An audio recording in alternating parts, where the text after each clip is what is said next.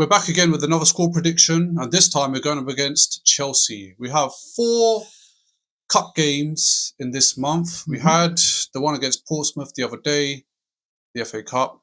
We've got Carabao Cup against Chelsea, which we're going to go through. We've got Nottingham, obviously, in the Premier League. And then we have the dreaded Inter Milan Champions League game, which we lost last season. Now, I just want to say I really appreciate all the support we've been getting. Please subscribe to our channel. Make sure you hit that like button. I'm going to aim for, because I've got the Delhi duo next to me, I'm going to say 45 likes. Let's aim for 45 likes. I reckon we could do that. We definitely do that. Yeah. You're not going to get anywhere if you don't aim higher. That's what I believe. But yeah. Let's talk about Arsenal. Convincing 4-win victory against Portsmouth. I think Martinelli balled out of his socks. Madueke missed a penalty, but I think he played quality. Yeah, I think he played quality. Yeah, Havertz came. I actually gave him a sick ball, so I was quite proud of him, and it was good to see him on the pitch. And I'm hoping he plays against Chelsea.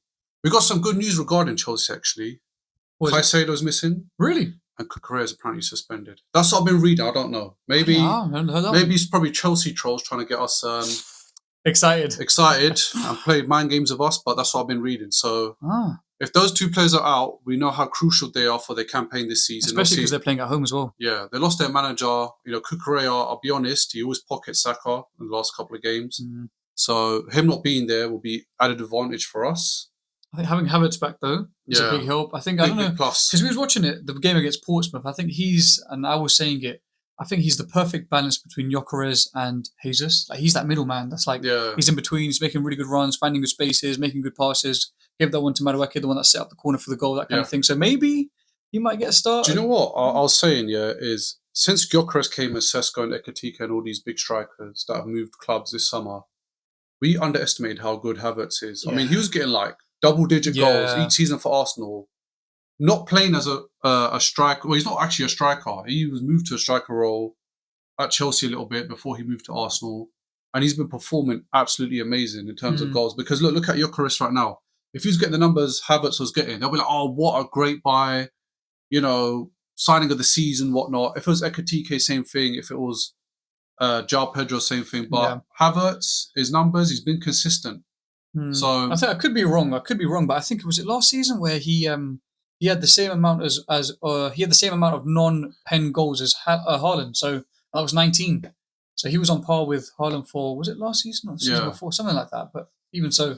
Really good buy. But do you know what I want to see? I want to see Gyökeres and Havertz on the pitch at the same time. I think that would be sick. I think a lot of defenders will have to think proper long and hard. I think managers will have to set up tactically about how they're going to dress both Havertz and Gyökeres on the pitch at the same time. Where would you play Havertz? I mean, Gyökeres up for. Where would you play Havertz? I'll play Havertz behind the striker.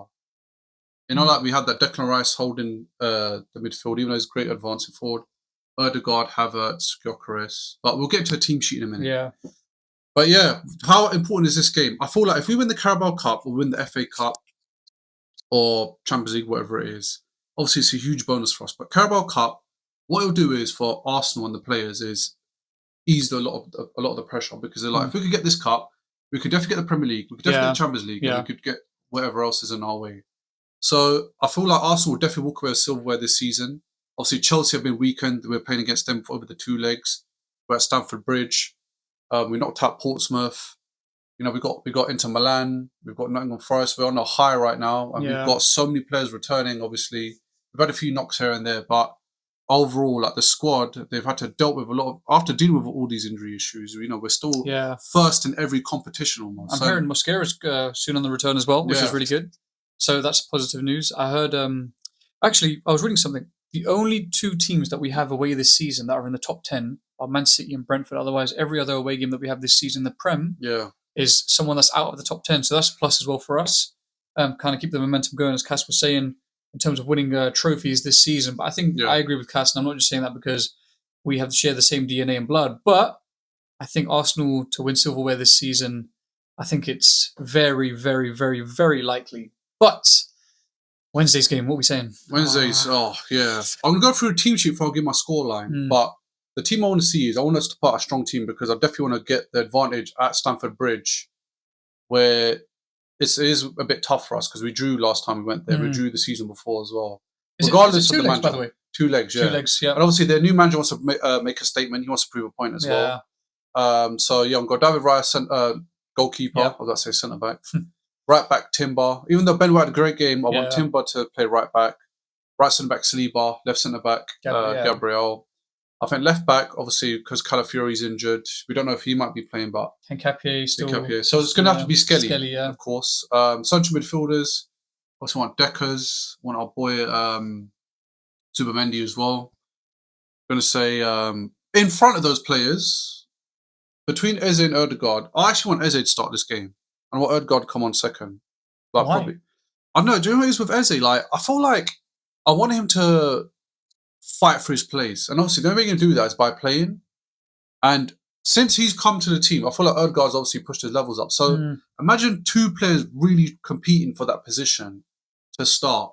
Then goals will come, assists will come, like we're seeing with Ødegaard. Yeah. He's not obviously like he was in his Crystal Palace days. Ødegaard. It wasn't like he was 2-3 years ago where he was scoring like 14 goals a season. But I feel like you're kind of getting those little blemishes out of the way. And, you can kind of see that old side of him coming out. So I'll say Eze. Up front, I want Gyökeres to start. And I do want to see Havertz on rather than Jesus. Just because I want to see Havertz, obviously, get match fitness. And score one against Chelsea. Yeah, score one against Chelsea. He did that last time at Stamford Bridge. Trossard or Martinelli? I'm going to go with Trossard this game. Because I want Martinelli a bit rested. And I want him to come on second half. Second half, maybe. He is a second half player. I mean, against Portsmouth, obviously, it's not Premier League side. But second half is usually where Martinelli shines. We saw against Liverpool as well, made some great runs. Yeah. Played fantastic. Right wing go with Saka. But I want Madueke to come on as well because he played sick. He's causing problems. He was Portsmouth as well. He got the pen. He was sending in the ball for the cross for the assist, that kind of thing. Yeah. And I think I was speaking to one of my colleagues at work, actually. I think he's a lot more. Don't get me wrong, Saka, amazing player, never discredited him. But that bit of directness that we need. Yeah. Just charging into the box. I mean, Martinelli does it here and there. He might go forward and then pass back. But Madueke's like, he'll start, stop. But his main objective is get that ball into the box and cause some danger. Just swing it in there somewhere, if anything. He runs at defenders. Yeah. Saka is a bit more like, passive, pass move, sometimes hover, cut in or make the runs at the correct time to beat the offside. But Madueke, he runs at players. But what do you think about team sheet? I think team sheet, I'd agree with you. I think they're not going to, I don't think we're going to start Havertz. I think he got a little cameo last game for last, 10 minutes. Yeah. I think Gyökeres up front. I think Trossard, I think, what you're saying about Martinelli for the second half, I think Saka's going to start. Yeah. I think they're going to be safe and stick with Ødegaard, Rice, and then Zubimendi. And then the back line's going to stay the same, apart from Skelly, who's coming left back. But I think in terms of score predictions at the Bridge, that's the thing, though. I'm caught in between two minds because now you're telling me that Caicedo and Cucurella could be a miss. If they're not a miss, I'm going to go 1-0 Arsenal. I was going to say the same thing, 1-0 Arsenal. Yeah. I feel like the right side the left back, because he's not playing if he's not Cucurella. I feel like that right wing for us will be so exposed, and that's where Arsenal have to play most of their football because obviously Saka. Yeah.